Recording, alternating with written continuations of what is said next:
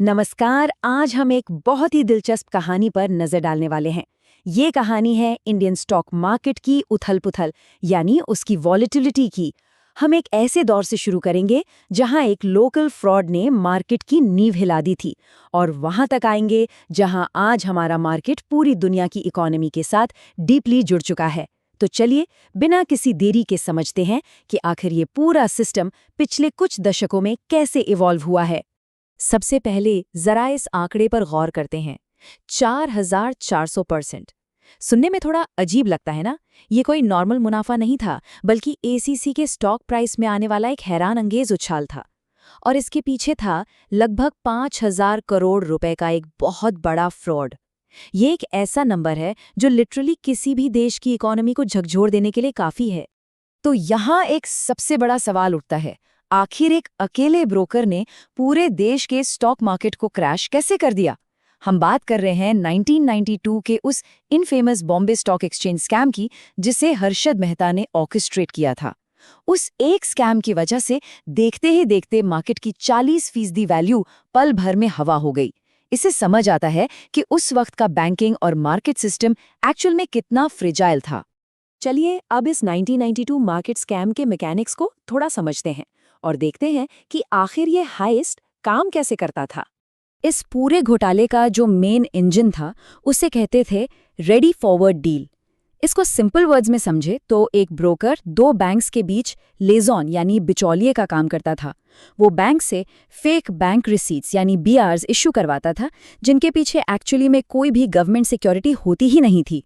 इन fake receipts के जरिए broker को अनसिक्योर्ड लोन्स मिल जाते थे। और फिर क्या था? यही बैंकिंग सिस्टम का हजारों करोड़ रुपया सीधे स्टॉक मार्केट में पंप कर दिया जाता था। इस इल्लीगल तरीके से मार्केट में पैसा डालने का नतीजा एकदम चौंका देने वाला था। एसीसी का स्टॉक जो सिर्फ 200 रुपए पर ट्रेड कर रहा था, वो देखते ही देखते सिर्फ 3 महीने में 9000 रुपए तक पहुंच गया। लेकिन जैसा कि हम सब जानते हैं, गुब्बारा कितना भी फूले, एक ना एक दिन तो फूटेगा ही। जब एंड में प्रॉफिट बुक करने की बारी आई, तो मार्केट बुरी तरह से क्रैश हो गया। इस क्रैश का बैंक्स पर जो असर हुआ, वो सच में भयानक था। जरा इन नंबर्स को देखिए। सिर्फ नेशनल हाउसिंग बैंक का लॉस लगभग 1200 करोड़ रुपए का था। स्टैंडर्ड चार्टर्ड बैंक और एसबीआई कैपिटल मार्केट्स को भी करोड़ों का नुकसान हुआ। बड़ी बड़ी बैंक्स अचानक ऐसी हालत में आ गईं जहां उनके पास ऐसी डेट थी जिसकी मार्केट में कोई वैल्यू ही नहीं बची थी। ये बैंकिंग सिस्टम के लिए एक बहुत बड़ा झटका था। ऐसी तबाही के बाद ये तो क्लियर हो गया था कि इस मैनुअल सिस्टम को अब बदलना ही पड़ेगा। सरकार ने आगे आकर कई बड़े रिफॉर्म्स किए। नेशनल स्टॉक एक्सचेंज यानी एनएसई बनाया गया। सेबी की ताकत को बहुत ज्यादा बढ़ाया गया। और सबसे बड़ा गेम चेंजर था ऑनलाइन ट्रेडिंग की शुरुआत। पेपर रिसीट्स को हटाकर कंप्यूटराइज सिस्टम्स लाए गए और रेडी फॉरवर्ड डील्स को स्ट्रिक्टली लिमिट कर दिया गया। एक तरह से कहें तो इसने इंडियन स्टॉक मार्केट का डीएनए ही हमेशा के लिए बदल कर रख दिया। तो आइए इस नए डीएनए और आज के दौर की मॉडर्न मार्केट वॉलेटिलिटी के बारे में बात करते हैं। अगर हम दोनों एराज को कंपेयर करें तो डिफरेंस बिल्कुल साफ है। 1992 का दौर फ्रॉड ड्रिवन वॉलेटिलिटी का था, जहां करप्ट लोग थे, फेक रिसीट्स थीं और सब कुछ मैन्युअली मैनिपुलेट किया जाता था। लेकिन आज का modern era integrated global volatility का है। आज सब कुछ टोटली कंप्यूटराइज्ड और एल्गोरिदम्स पर चल रहा है। अब जो मार्केट में स्विंग्स आते हैं, वो किसी लोकल मैनिपुलेशन से नहीं, बल्कि बड़े ग्लोबल इकोनॉमिक शॉक्स की वजह से आते हैं।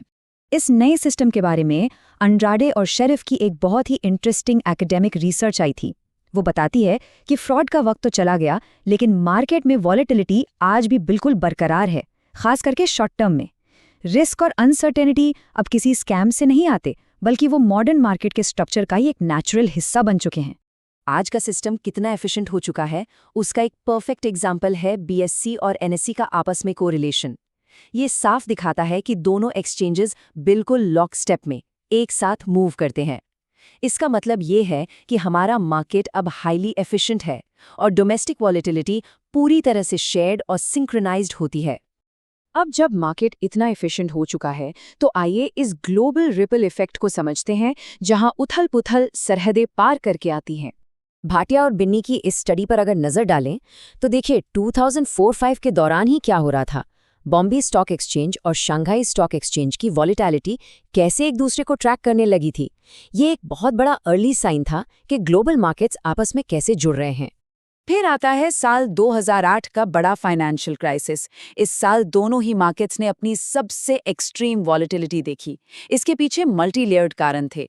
यूएस का सब प्राइम मॉर्टगेज क्राइसिस, डेवलप्ड देशों में आती हुई भयंकर मंदी, इंडिया के अंदर अपना खुद का सत्यम स्कैंडल और चाइना के इंडेक्स में 65% की भारी गिरावट। इस एक साल ने ये प्रूव कर दिया कि आज ग्लोबल इवेंट्स ये डिसाइड करते हैं कि हमारे लोकल मार्केट में कितनी हलचल होगी। अब academic researchers in global shocks के असर को नापते कैसे हैं? इसके लिए एक बहुत ही फेमस स्टैटिस्टिकल टूल यूज होता है जिसे ग्रैंजर कॉज़ैलिटी टेस्ट कहते हैं। बेसिक टर्म्स में समझें तो ये टेस्ट ये पता लगाने में मदद करता है कि क्या एक देश का डेटा दूसरे देश के फ्यूचर मार्केट मूवमेंट्स को फोरकास्ट कर सकता है।